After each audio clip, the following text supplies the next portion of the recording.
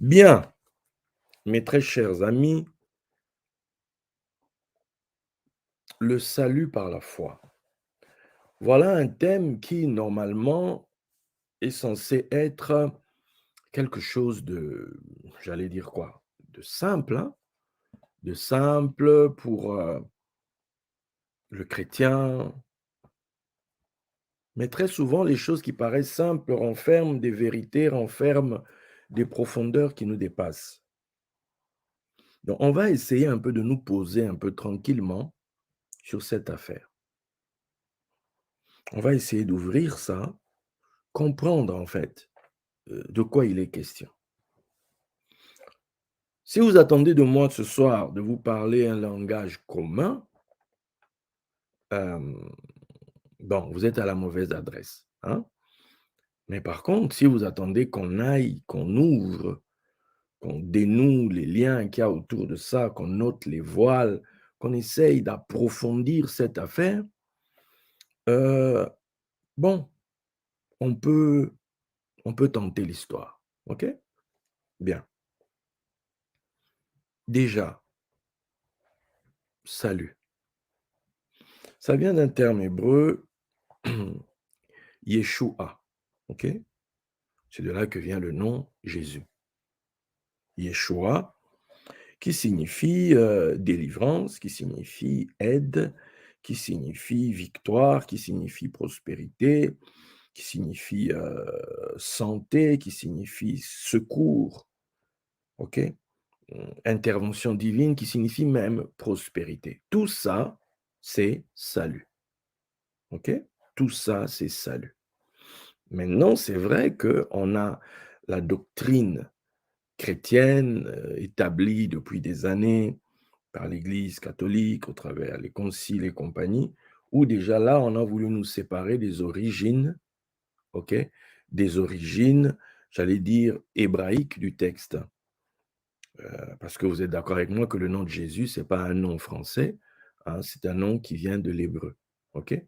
Donc dès le moment où on sort du contexte, on perd pratiquement 90 de l'histoire. Bon, donc là, on vient d'avoir la définition du salut. Maintenant, quand vous allez dans Hébreux 2, on va vous dire au verset 3, comment échapperons-nous en négligeant un si grand salut? Le salut annoncé d'abord par le Seigneur nous a été confirmé par ceux qui l'ont entendu, Dieu appuyant leur témoignage par des signes, des prodiges et divers miracles, et par les dons du Saint-Esprit distribués selon sa volonté. Donc, on a un grand salut, le grand salut, et on peut le comparer forcément à des petits saluts, même si les petits saluts, ça n'existe pas. Vous savez, quand vous êtes en danger, quand vous avez besoin d'un secours, quand vous êtes dans une situation compliquée, vous n'allez pas dire que c'est un petit salut, non, c'est un salut, point barre, OK? Donc il y a, j'allais dire, différents levels d'intervention. Bien. Maintenant maintenant qu'on a eu ces définitions-là, on va faire une première étape qui dit ceci, qui dit que le salut, c'est lorsque Dieu intervient pour nous délivrer. Le salut, c'est lorsque Dieu intervient pour nous aider. Le salut, c'est quand Dieu intervient pour nous donner la victoire. Le salut, c'est quand Dieu intervient pour nous donner la prospérité. Le salut, c'est quand Dieu intervient pour nous guérir. Le salut, c'est quand Dieu intervient pour nous faire prospérer. Voilà, on peut élargir le panel comme ça. Tout ça là, c'est le salut. OK? Tout ça là, c'est le salut que Dieu nous donne. Bien. Maintenant, quand on arrive dans le Nouveau Testament, là, il y a ce fameux, j'allais dire, contexte ou bien cette, formule, heu, le salut. Le salut, vous êtes sauvés, par la grâce au moyen de la foi. OK. Ça que je viens de citer là, c'est Hébreux 2:8. Mais je ne vais pas toucher à Hébreux 2:8 maintenant. Je vais vous inviter à lire Hébreux 10, 35 à 39. Là-bas, il est dit quoi? N'abandonnez donc pas votre assurance, à laquelle est attachée une grande rémunération. Hébreux 10, 35 à 39. Car Vous avez besoin de persévérance, afin qu'après avoir accompli la volonté de Dieu, vous obteniez ce qui vous est promis. Encore un peu de temps, celui qui doit venir viendra et il ne tardera pas. Et mon juste vivra par la foi. Mais s'il se retire, mon âme ne prend pas plaisir en lui. Nous, nous ne sommes pas de ceux qui se retirent pour se perdre, mais de ceux qui ont la foi pour sauver leur âme. Pour sauver leur âme. Pour sauver leur âme. Bien. Quand on lit le texte, on réalise que il y a un élément qui est hyper important pour déclencher ce truc, ce salut de Dieu. Cet élément hyper important, c'est la foi. C'est ici la différence avec, j'allais dire, ce que nous on va appeler l'Ancien Testament, puisque là on est dans le Nouveau.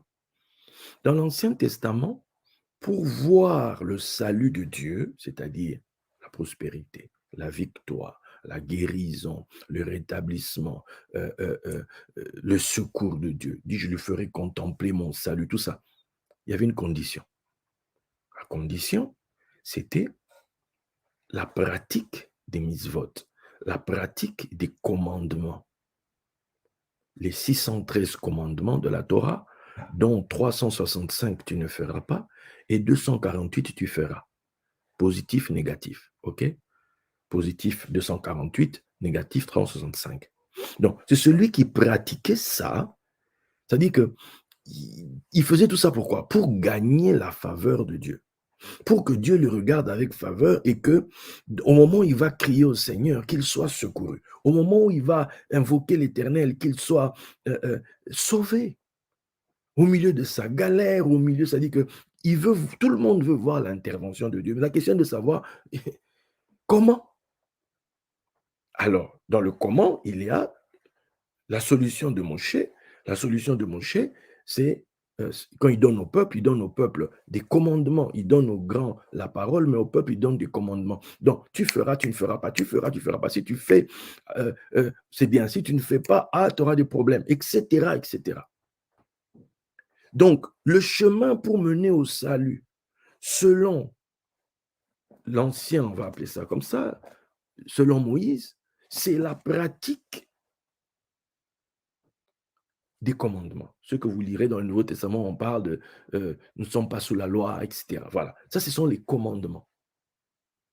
Tu n'as pas fait ceci, est-ce que tu as vérifié, est-ce que, etc. Ça, c'est l'ancien. La condition de la Torah, Torah. Il manque le R et puis le H doit aller après le A. Bon. Maintenant, ça, on vient de comprendre, c'est dans le. Mais nous, aujourd'hui, on nous dit quoi? On nous dit que pour bénéficier du salut, la condition, c'est la foi. La condition, c'est la foi. Quelqu'un me dira, non, mais c'est par la grâce. Oui, oui, calme-toi, regarde. Je vais te montrer quelque chose. On ne peut pas dissocier la foi et comment on appelle ça? Et la grâce. OK? Allons dans Romains 4. Romains 4. Romains 4, il est dit ceci. Je commence au verset 13. En effet, ce n'est pas par la loi, ce n'est pas par la Torah que l'héritage, bon, ici, il faudrait préciser, ce n'est pas par le commandement, ok? Ce n'est pas par le commandement que l'héritage du monde a été promis à Abraham ou à sa postérité. C'est par la justice de la foi, ok? Parce que on dit le juste, le juste. Les gens veulent, il faut montrer à Dieu la justice pour que Dieu intervienne, ok? Car si les héritiers le sont par là, par le commandement donc, la foi est vaine et la promesse est annulée. Car le commandement produit la colère. Et là où il n'y a point de commandement, il n'y a point non plus de transgression. C'est pourquoi les héritiers le sont par la foi, pour que ce soit par grâce. Est-ce que quelqu'un vient de comprendre? C'est pourquoi les héritiers le sont par la foi, pour que ce soit par grâce, afin que la promesse soit assurée à toute la postérité. OK? Donc, la grâce, c'est quoi? C'est que tu es agréable à Dieu. Tu as la faveur de Dieu. En fait, tu es agréable. Tu es agréable à Dieu. Tu, ton visage fait plaisir à voir. Tu es agréable à Dieu. Quand on dit à l'époque de Noé, Noé, son nom noir, l'inverse c'est chen. Chen, quand tu changes la position des lettres, hein, noir dans ce sens, chen dans l'autre. Chen, ça serait quoi? C'est la grâce, c'est la faveur. En fait, tu es agréable. C'est comme si on a regardé tout le monde énerve, mais toi, ton visage fait plaisir à celui qui te regarde. Voilà, tu es agréable. Celui qui est agréable obtient la grâce. OK? Celui qui est agréable obtient la grâce. Voilà. Celui qui est agréable, c'est celui qui a eu la grâce. Voilà, la grâce lui est faite parce qu'il est agréable. Il entre dans la présence du roi, il y est agréable. Ah, allez, entre. Toi, je t'aime bien. Entre, voilà. C'est ça, si on doit mesurer. Voilà. Maintenant, quelle est cette chose qui fait que vous êtes agréable? Quelle est cette chose qui vous différencie de votre voisin, qui vous différencie même de votre mari ou de votre femme, qui vous différencie? Quelle est cette chose? Cette chose-là, c'est la foi. Quand vous lisez Genèse, dans Genèse, quand Dieu finit de parler avec Abraham et qu'il part, et les deux anges partent pour Sodome, et qu'Abraham reste derrière discuter, on dit, avec l'Éternel. Il dit, si tu trouves 50, si tu trouves 45, si tu trouves des justes, dans l'idée des gens qui pratiquent les commandements, qui marchent d'après la loi de Dieu, tout ça. Il dit, même si tu en trouves même 10, si tu en trouves même 10, il dit, si j'en trouve 10, je ne frapperai pas la vie. Donc, le salut viendra. D'où, chez les Juifs, ils ont cette habitude que quand ils doivent prier, il faut qu'ils soient au moins 10. Il faut que le minyan, ils appellent ça le minyan, que le compte, voilà, il faut qu'on ait au moins 10 personnes pour que, quand même, hein, que le salut de Dieu. Mais les justes, d'après la Torah de Moshe, le juste, celui qui pratique les commandements, voilà. Donc, si on en trouve 10 comme ça, mais quand maintenant vous lisez Luc 18, où il ne faut pas s'arrêter, il faut toujours continuer de prier, tout ça, quand Jésus fait la parabole avec la veuve et le juge unique, à la fin, il dit quoi? Quand le Fils de l'homme viendra, trouvera-t-il la foi? On ne cherche même pas 10 personnes, on ne cherche pas des gens qui pratiquent ou quoi, non. En fait, on cherche, la foi est où? On cherche la foi.